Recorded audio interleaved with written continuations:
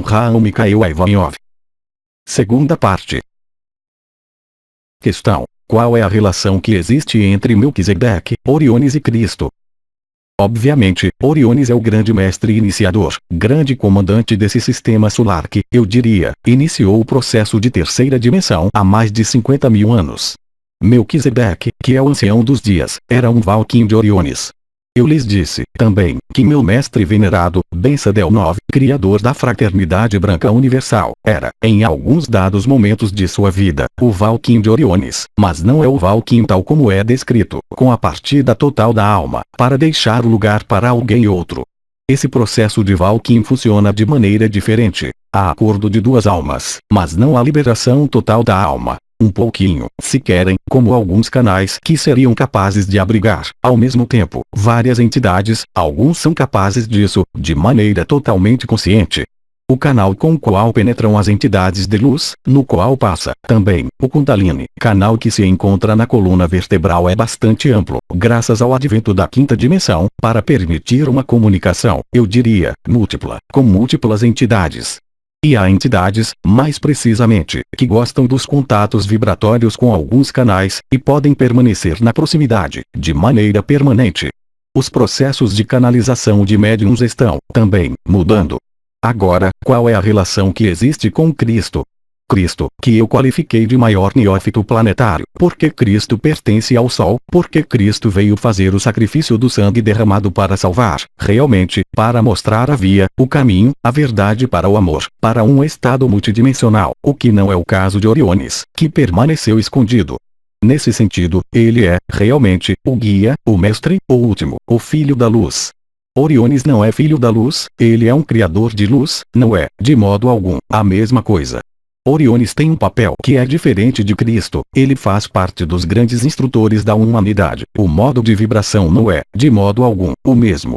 Aí estão as diferenças essenciais que existem entre Oriones, e a história planetária que é tal como ele tomou em encargo há 50.000 anos, e Cristo, que tomou em encargo, uma redenção por contrato de alma, entre Oriones e Cristo. Mas Cristo está mais próximo da evolução deste planeta, está mais próximo, eu diria, da alma humana individualizada. Oriones, mesmo se ele teve almas nas quais penetrou de maneira Valquim, como vocês dizem, não tem um contato privilegiado com todas as almas existentes sobre o planeta, ele apenas tem meio de dirigir-se a grupos de almas e não às almas individuais. Aí está, também, uma diferença essencial. Oriones comanda o que foi chamado de os 24 anciões, aqueles que presidem os destinos do planeta e das almas. Também, aí está uma diferença. Há, também, uma diferença, eu diria, de origem. Cristo vem do Sol e do Sol central da galáxia. Oriones, como seu nome indica, vem de Orion. Isso, estritamente, nada tem a ver. Orion é um mundo de instrução, é um mundo de direção. Cristo é um mundo de ensinamento profundamente diferente. É o mundo do Sol central, o pivô do mundo, de algum modo, mas não a filiação comum, mesmo se haja contratos que foram passados, obviamente, porque eles assinam contratos lá em cima, como aqui. Questão: quais são as diferenças entre os ensinamentos de Krishnamurti e os seus? Cara amiga, eu tenho, primeiramente, que precisar que a finalidade é, estritamente, idêntica, uma vez que meu bom amigo Krishnamurti, mesmo se passou por vias profundamente diferentes, sua via era uma via do despojamento, que desejava não apoiar-se, absolutamente, sobre nada, a não ser a consciência liberada de todo entrave. Quanto a mim, eu escolhi, assim como Ben Sadelnov, perpetuar o ensinamento da Cabala, porque ela era, aos olhos de Oriones e aos meus olhos, a sabedoria mais autêntica de minha vida, que era desejável perenizar e que permitia, de maneira segura, sem perigo, aceder à luz. Krishnamurti era um mestre iluminado, totalmente, e era, também, de uma grande fragilidade, grande irradiação, mas, também, que procurou mostrar o que era o ensinamento, pelo exemplo, vivendo quem ele era. Houve necessidade, eu diria, de um pouco menos de tecnologia espiritual do que em meu ensinamento. Era um ensinamento pelo exemplo. Krishnamurti era, certamente, durante o período que acaba de esquecer-se, um muito grande mestre, mas que nada tem a ver com a linhagem de Orion, mas que trabalhava, entretanto, no mesmo objetivo, finalidade, se preferem, da luz autêntica e de fazer encontrar aos seres humanos sua divindade, de desembaraçar-se de seus condicionamentos, de desembaraçar-se de seus limites, que eles mesmos haviam fixado em si, pela família, a educação, pelas religiões. Era um desprogramador, um descondicionador. Quanto a mim, tentei, em minha vida, ser, sobretudo, um despertador. Não é, de modo algum, o mesmo papel, como vocês veem, mas a finalidade, eu repito, é, estritamente, a mesma. Questão: quem intervém na evolução para a quinta dimensão? Você sabe, atualmente, caro amigo, há muitas forças de luz que trabalham para o acesso à quinta dimensão. Há, primeiramente, os povos do intraterra, os delfinoides, há povos do intraterra humanoides, há o que vocês chamam os extraterrestres, há, essencialmente, os seres de Vega da Lira, aqueles que foram chamados, na Bíblia, os anjos do Senhor, há os seres de Orion, também, há os seres de Sírius, há seres de Cassiopeia, há seres de múltiplas condições vibratórias que estão aí, para essa passagem. Você sabe, a sacralização de um sistema solar é uma grande festa cósmica e galáctica. Agora, há, efetivamente, o que vocês chamam comandante Ashtar, há, efetivamente, o que alguns chamam Sananda, não confundir com Maitreya, não confundir, também, com Cristo, que tem um papel a desempenhar. Mas é preciso, efetivamente, compreender que todo mundo tem um papel a desempenhar, é a vocês que cabe fazer a escolha da realidade do que vocês querem seguir. Inúmeras coisas são propostas, mas a escolha a mais importante continuará, sempre, aquela de sua própria mestria. Quando vocês estão em sua própria mestria, não tem mais a questão a colocar para saber quem vocês querem seguir, quem querem ler, a quem querem aderir. Os seres despertados reconhecem-se entre si, eles não têm necessidade de um movimento, qualquer que seja, eles não têm necessidade de estarem associados através de assembleias. Eles têm necessidade de ser, permanentemente, essa luz, essa fonte que eles são. As fontes reconhecem-se entre elas. Aí está o que se pode dizer, mas certo número de ensinamentos, efetivamente, já foi dado, há numerosos anos, por Ashtar Comando, por Sananda, pelo Intraterra também.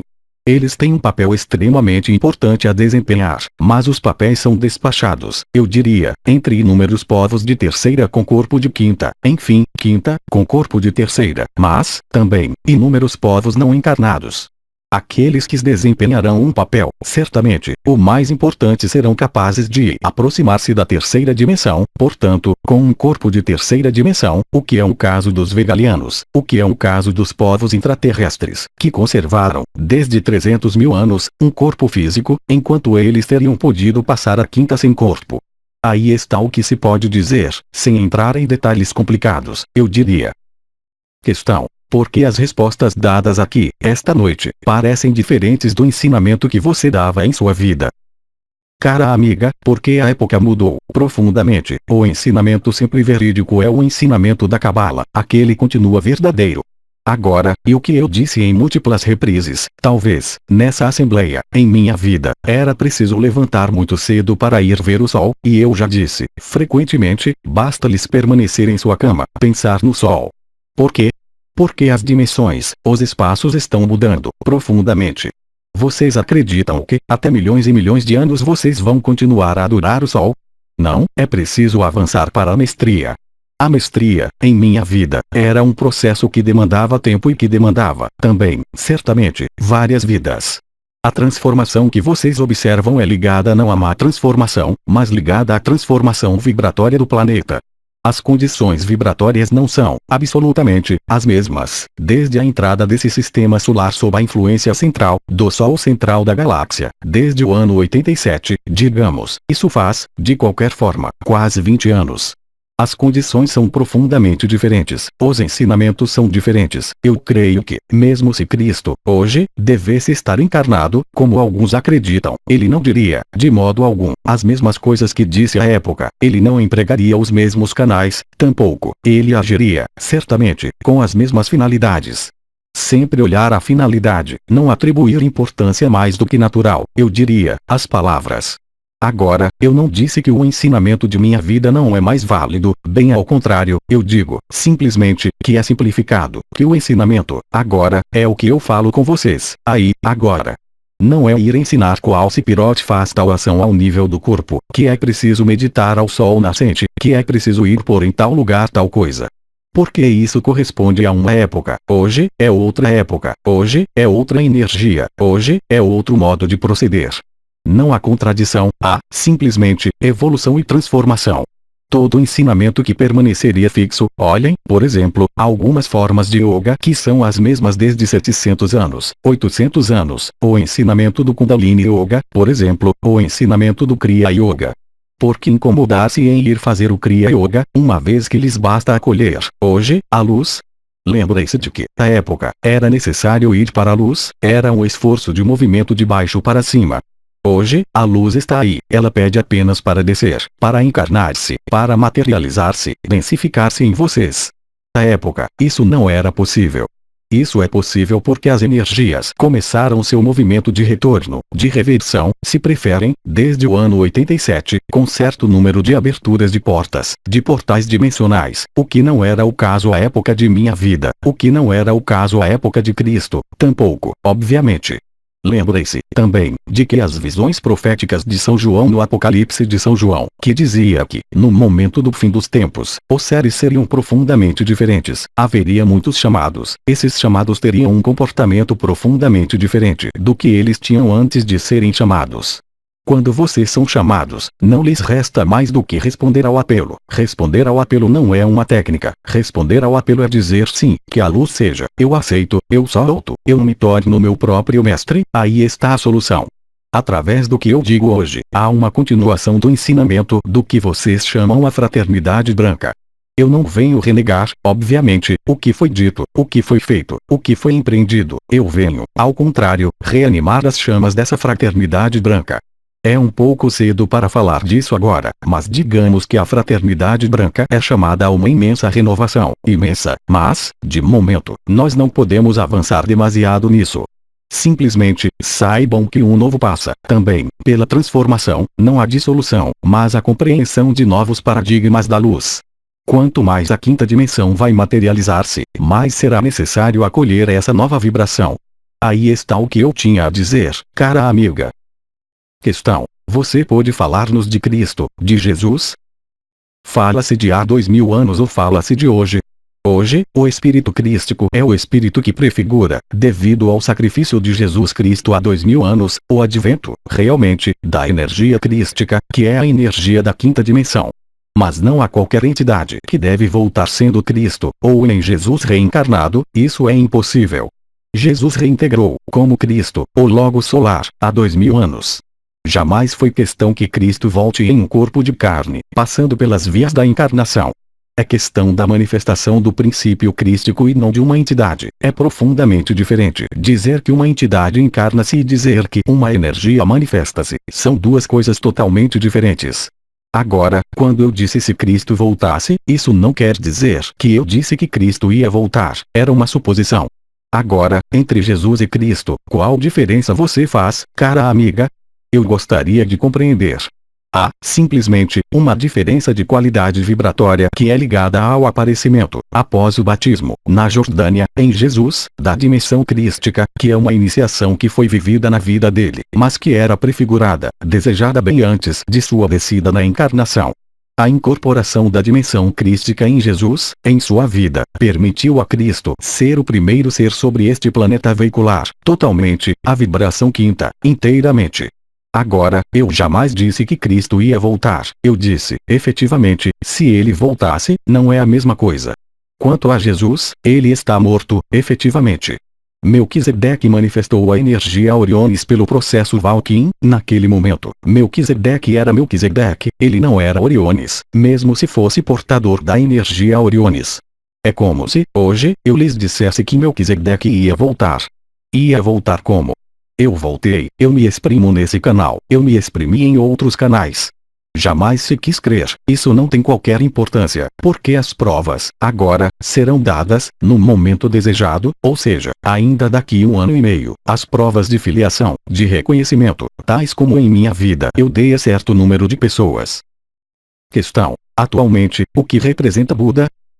Isso se torna complicado.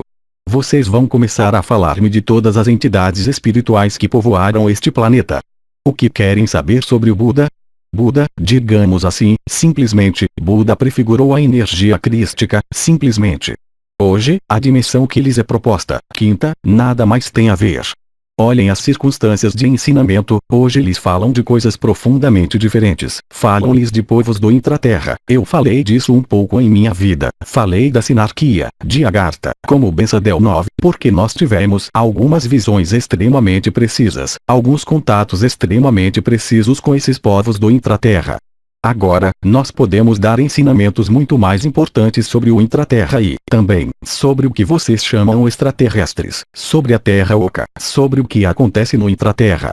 É um ensinamento que é de um alcance diferentemente mais importante do que a visão voltada à realização do pequeno si, da liberação do pequeno si através da esfera e da evolução espiritual. As condições não são, absolutamente, as mesmas de há 30 anos, de há 2000 anos, há 2050 anos.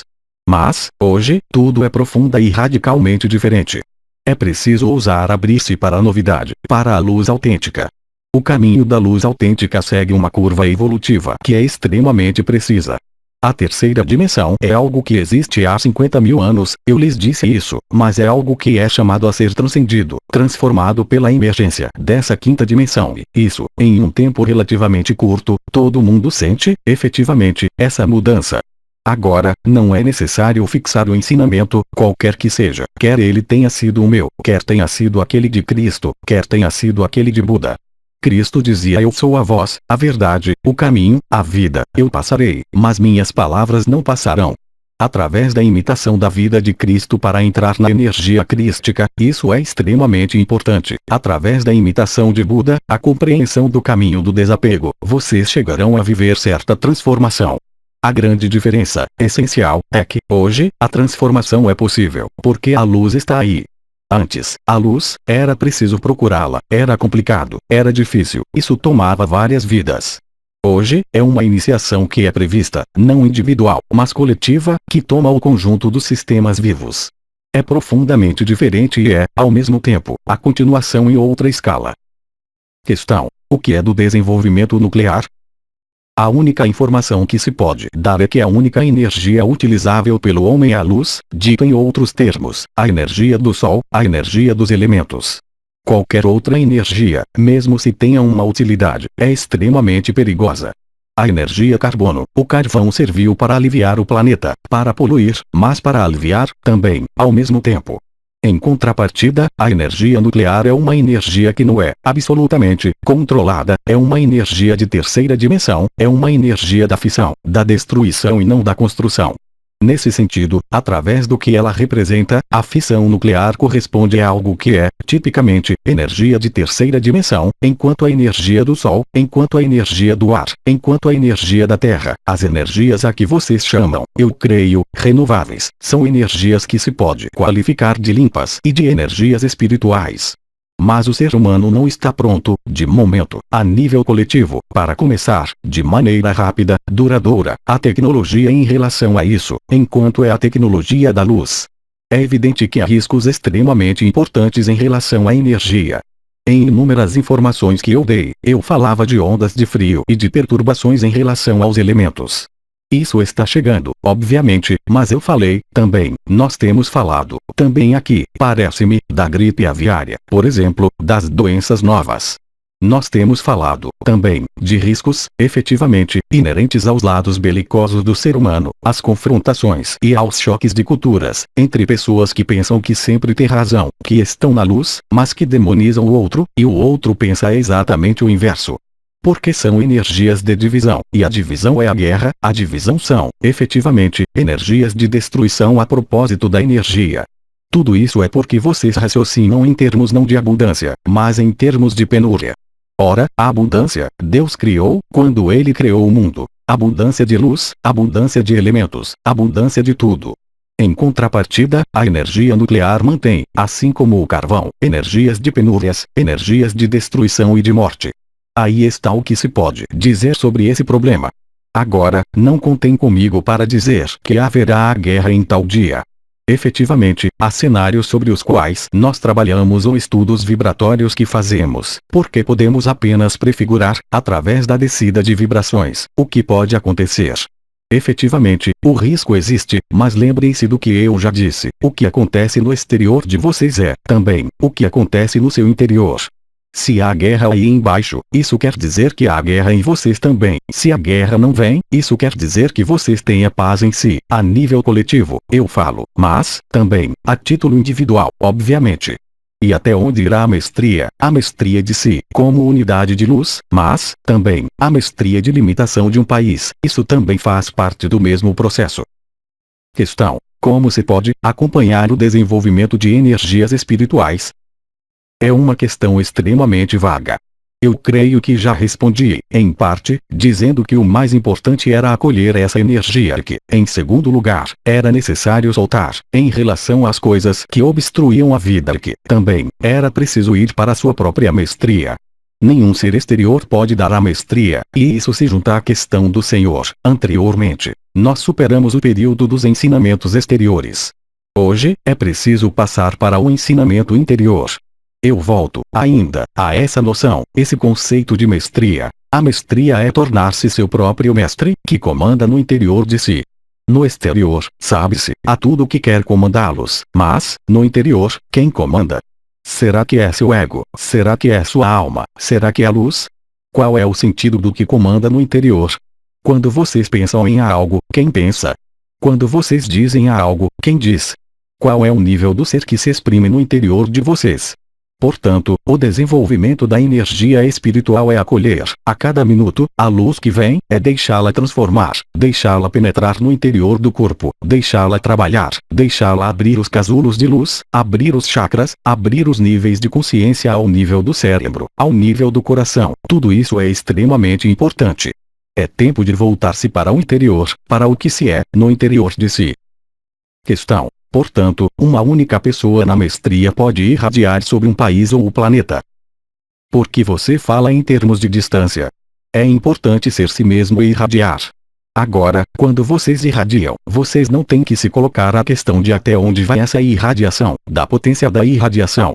Efetivamente, seres podem irradiar a quilômetros, a centenas de quilômetros, por que não? Mas isso não é importante. A potência é a potência da mestria. Quanto mais vocês forem mestres de si mesmos, o resto far-se-á, automaticamente, de próximo em próximo, pela propagação de ondas luminosas. Mas, efetivamente, entretanto, não é, eu diria, desejável que seja um único ser que faça o trabalho, mas, sim, uma multidão de seres. Aliás, e eu penso que vocês já ouviram isso em numerosas obras, conferências, que havia, necessariamente, uma massa crítica de almas que devia encontrar a dimensão da mestria, para assegurar, de maneira coletiva, os fenômenos de ascensão. Isso é extremamente importante. Não é algo que vá produzir-se, assim, por um ser humano que será um salvador. Mas vocês são, todos, salvadores, vocês são, todos, luzes, vocês são, todos, Cristo, simplesmente, vocês não sabem ou não aceitam isso. Questão: se a massa crítica não é suficiente, isso pode impedir a passagem da Terra à quinta dimensão? Eu já evoquei, eu creio, a possibilidade de que a Terra, até o início do inverno, não consiga subir à quinta dimensão, porque as resistências de terceira eram demasiado fortes. Essa época crítica, extremamente crítica, foi superada de adequação, eu diria. É evidente que a massa crítica deve ser atingida e superada, amplamente. Ela o será, de todos os modos, porque não é mais possível dar marcha ré. Agora, as forças de resistências aos fenômenos ascensionais podem provocar certo número de sofrimentos que são totalmente inúteis. A massa crítica será atingida e superada, amplamente, mas o importante é raciocinar além do tamanho crítico do número de almas, porque, quanto mais almas houver, mais será, eu diria, fácil, mais o período de transição, que deve durar certo número de meses, será fácil, facilitado, ao mesmo tempo. Não é concebível, eu diria, agora, que a Terra fale, porque o caminho está traçado, agora. A energia de que eu falava, que se manifestou, pela primeira vez, há uma dezena de dias, é uma energia que não teria podido manifestar-se se não estivesse segura de que a massa crítica seria atingida. Questão: o som faz parte das ferramentas de passagem à quinta dimensão, em especial os cantos, os vasos de cristal? Cara amiga, fui suficientemente claro, através da ausência de tecnologia para aceder à quinta dimensão. Entretanto, vocês podem, também, decidir se têm necessidade de uma tecnologia.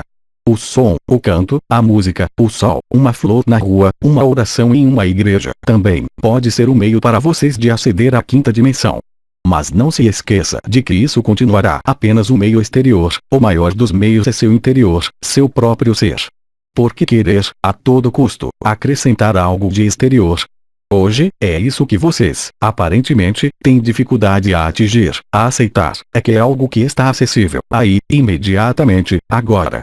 Não há necessidade de som, não há necessidade de recipiente, não há necessidade de oração em uma igreja, não há necessidade de girar 4 vezes ao redor de uma mesa, há necessidade de ser vocês mesmos. Pai, que sua vontade faça-se, e ela se fará e a luz penetrará e a luz abrirá o que foi fechado há 50.000 anos, ou seja, abrir seu destino de luz. Porque vocês são almas de luz, porque vocês são filhos de luz, filhos da lei de um, unicamente, isso. Portanto, por que querer complicar o que é simples? Não há mais tempo de complicar as coisas, porque o momento chegou. Por que querer encontrar caminhos extremamente rígidos?